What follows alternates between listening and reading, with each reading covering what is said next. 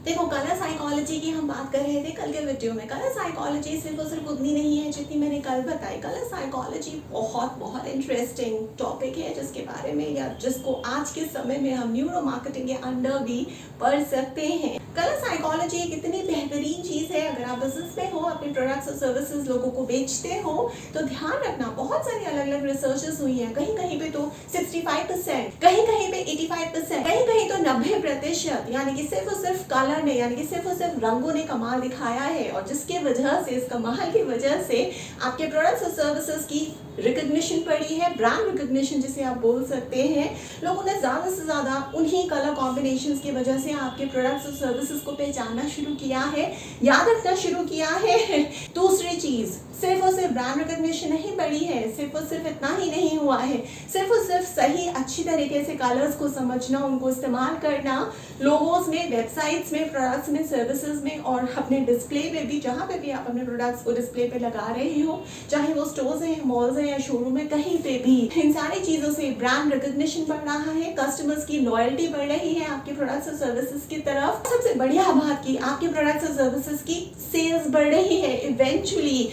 ज्यादा इम्पैक्ट है, सिर्फ और सिर्फ रंगों का इतना ज्यादा महत्व है। तो फिर मुझे लगता है कलर साइकोलॉजी अगर आप समझ गए तो बहुत आसान है अपने प्रोडक्ट्स और सर्विसेज को आसानी से बेचना। भारत में लाल रंग को देखा जाता है कि ये डर का प्रतीक है या फिर आग या फायर का प्रतीक है। अगर हम भारत में और रंगों के महत्व की बात करें, जैसे पीला एक बहुत ही अच्छा और पवित्र रंग माना जाता है। हरे की बात करते हैं, हरा जो है वो हमारी जितनी भी खेती है उसको दिखाता है, प्रदर्शित करता है। इसके अलावा हरा जो है वो एक उम्मीद, एक होप को भी प्रदर्शित करता है भारत में। जी हाँ, और अगर हम नीले रंग की बात करते हैं तो नीला तो हमारी जितनी भी स्पोर्ट्स टीम है वो एक तरह से नेशनल स्पोर्ट्स यूनिफॉर्म का कलर जो है वो नीला ही रख दिया गया है। तो इस तरीके से सिर्फ और सिर्फ हमें भारत में अगर हम प्रोडक्ट सर्विसेज लॉन्च कर रहे हैं तो आप भारत को देख सकते हैं, भारत की कल्चरल डाइवर्सिटी को देख सकते हैं। लेकिन अगर आप जैसे ही इंटरनेशनल होते हैं, जैसे ही ग्लोबल होते हैं, अपना बिजनेस बाहर, अपने देश से बाहर फैलाना शुरू कर देते हैं, तो वहाँ की कल्चरल डाइवर्सिटी, वहाँ का जो भी असली मायने में डाइवर्सिटी और इंक्लूजन का वीडियो मेरा पड़ा हुआ है मेरे चैनल पे, उसको देखिएगा, फिर समझिएगा। जैसे मैंने भारत की डाइवर्सिटी को समझाने की कोशिश की है सारे के सारे डाइवर्सिटी मैनेजर्स को, उसी तरीके से आपको जिस देश में आप अपने प्रोडक्ट या सर्विसेज को बेचना चाहते हैं वहाँ की कल्चरल डाइवर्सिटी उतने ही पैरामीटर्स पे, उतने ही मैट्रिसेस पे पहले ही भारत की डाइवर्सिटी समझाते हुए आपको बताया है। उस वीडियो को देखिए, आपको समझ में आएगा कि किस तरीके से आप उसको अच्छी तरीके से इस्तेमाल कर सकते हैं। आप लोगों को जान के हैरानी होगी कि जो औरतें हैं उनको ज्यादा कूलर कलर्स पसंद होते हैं आदमियों के मुकाबले। इसके अलावा क्या आपको पता है कि यूएस में जो नीला रंग है उसे एक लॉयल्टी का प्रतीक माना जाता है। कहते हैं उससे ट्रस्ट आता है, ट्रस्ट प्रदर्शित होता है कि मुझे आप पे विश्वास है। और इसी वजह से अगर आप यूएस के कोई भी अमेरिकन एड्स को देखेंगे तो आपको सारे के सारे अमेरिकन एड्स में ज्यादा से ज्यादा जो रंग दिखेगा वो होगा नीला। इसी के विपरीत अगर हम जापान की बात करते हैं तो जापान में अगर हम नीले रंग की बात करें तो वहां पे नीला जो है वो धोखे का प्रतीक है, वो ट्रेचरी का प्रतीक है। इस वजह से अगर आप बिजनेस में नीला रंग जापान में होते हुए इस्तेमाल करते हो तो उसका कोई महत्व नहीं रह जाता है। तो अगर आप अपने प्रोडक्ट्स और सर्विसेज जापान में बेच रहे हैं तो नीले रंग को आपको बिजनेस में इस्तेमाल नहीं करना है। रंगों के महत्व से मेरा मतलब है कि मार्केटर्स और जो बिजनेस के लोग हैं वो ज्यादा से ज्यादा समय को गुजार रहे हैं कलर साइकोलॉजी सिर्फ ऊपरी तरह से बढ़ने के लिए नहीं, बल्कि वो ह्यू को समझ रहे हैं, वो सैचुरेशन को समझ रहे हैं, वो वैल्यू को भी समझ रहे हैं, कितनी ब्राइटनेस चाहिए, कितना प्योरिटी चाहिए और कितना वो जो कलर है वेवलेंथ के हिसाब से हमें चाहिए, उसके एस्थेटिक्स को समझ रहे हैं, उसके फंक्शंस को समझ रहे हैं। क्योंकि कभी कभार कुछ जो रंग है वो ये पाया गया है रिसर्चर्स में अलग अलग काम करने में आपको प्रेरित करते हैं। जी हाँ,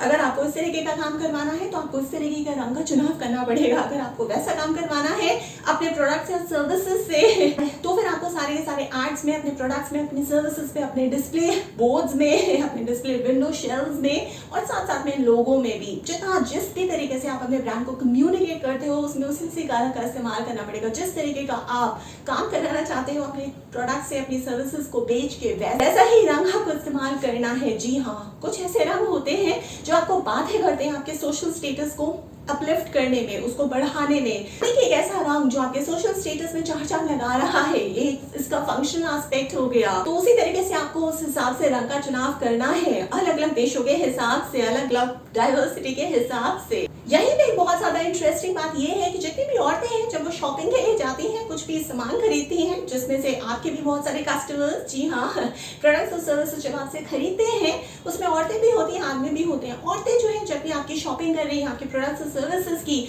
बहुत ज़्यादा औरतें इमोशनल होती हैं और उनको अंदर से बहुत इच्छा होती है आपके प्रोडक्ट्स और सर्विसेज को खरीदने की। ऐसे में अगर हम आदमी देखते हैं, अगर कोई भी आदमी आपके प्रोडक्ट और सर्विस को खरीद रहा है तो वो इतना इमोशनल नहीं है, वो आदमी अपने इमोशन से बांधे होकर आपका प्रोडक्ट सर्विस नहीं खरीदेगा, बल्कि वो आदमी जो है एफिशिएंट होकर अपना निर्णय लेगा कि मुझे प्रोडक्ट या सर्विस खरीदना चाहिए या नहीं खरीदना चाहिए। तो आपको जेंडर वाइज भी काला साइकोलॉजी समझनी बहुत ज्यादा जरूरी है। एक रिसर्च ने ये तक बता दिया है कि जब भी आप बहुत अच्छी कोई सेल लेके आते हैं प्रोडक्ट से सर्विसेज की, तो औरतें और आदमियों की जो हार्ट बीट है वो तो बढ़ जाती है। इसके अलावा जो काला ट्रेंड्स हैं वो कभी भी एक जैसे नहीं रहते हैं, वो समय के साथ निरंतर बदलते रहते हैं। और आजकल काला साइकोलॉजी को, इस टर्म को रिप्लेस कर दिया है न्यूरो मार्केटिंग ने। न्यूरो मार्केटिंग में आप आसानी से कंज्यूमर का क्या बिहेवियर है, किस तरीके से आपका जो कस्टमर है, आपका जो ग्राहक है, वो बिहेव करता है जब आपके प्रोडक्ट्स और सर्विसेज को खरीदता है सिर्फ और सिर्फ रंगों के आधार पे, वो आप बहुत ही बखूबी समझ सकते हैं अगर आप न्यूरो मार्केटिंग पढ़ना शुरू करते हैं आज ही से, इस वीडियो को देखने के बाद से। सबसे जरूरी बात, क्या आपने कभी इस तरीके के कुछ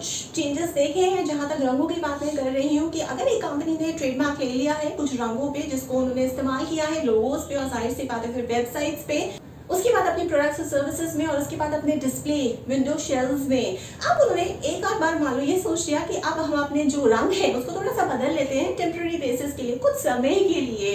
तो बहुत सारी रिसर्चेस ऐसी हुई हैं जिन जिन कंपनियों ने अपने प्रोडक्ट्स और सर्विसेज में ये किया कुछ कुछ समय के लिए, जब उन्होंने अपना एक ब्रांड बना लिया था, एक कंसिस्टेंसी को स्थापित कर लिया था, तो उनकी जो सेल्स है वो बहुत ज्यादा बढ़ गई। जैसे मैं एक एग्जाम्पल देती हूँ, ये जो स्ट्रैटेजी है वो बहुत सारी कंपनियां अलग अलग, जैसे फूड सेक्शन में, खाने के सेक्शन में भी इस्तेमाल कर रही हैं। जैसे बहुत सारी एफएमसीजी कंपनीज की अगर हम बात कर लें, कुछ आप केचप्स देखते होंगे, या जैसे मैगी है, किसान की बात कर लेते हैं, वो जो केचप्स है वो स्टार्ट या शुरुआत कहाँ से हुई थी? लाल रंग की जो है सॉस होती है, उसके अलावा हम किसी और रंग को नहीं मानते हैं। लेकिन यही पे मान लो कल को अगर किसान डिसाइड करता है या मैगी वाले डिसाइड करते हैं, वो कर भी चुके हैं पहले, कि अब हम जो है वो अपनी सॉस में थोड़ा सा टेम्पररी चेंजेस करेंगे। इसका जो काला स्पेसिफिकेशन है, जो काला कॉम्बिनेशन है, उसका जो ट्रेडमार्क है, उसको टेम्पररी बेसिस पे कुछ दिनों के लिए चेंज करेंगे। अब इसको लाल से हम हरा बना देंगे। तो जहां जहां ऐसे कुछ थोड़े समय के लिए चेंजेस किए गए, तो ये देखा गया, रिसर्चर्स में पाया गया कि आदमी, औरतें और बच्चे और यंगस्टर सारे के सारे जो बहुत ज्यादा एक्साइटेड हो गए, बहुत ज्यादा उत्साहित हो गए बदले हुए रंग को ट्राई करने के लिए। तो इस तरीके की स्ट्रैटेजीज पे आप इस्तेमाल कर सकते हैं, सिर्फ और सिर्फ रंगों के आधार पे कुछ समय के लिए अपने सेल्स को बढ़ाने के लिए। इसके अलावा भी अगर आपके कोई डाउट्स है, आप चाहते हैं कि मैं आपको मेंटोर करूं, ट्रेन करूं, गाइड करूं, काउंसिल करूं, कोच करूं, तो आप मुझे टॉपिक को व्हाट्सएप कर सकते हैं। मेरा फोन नंबर है 9311659252।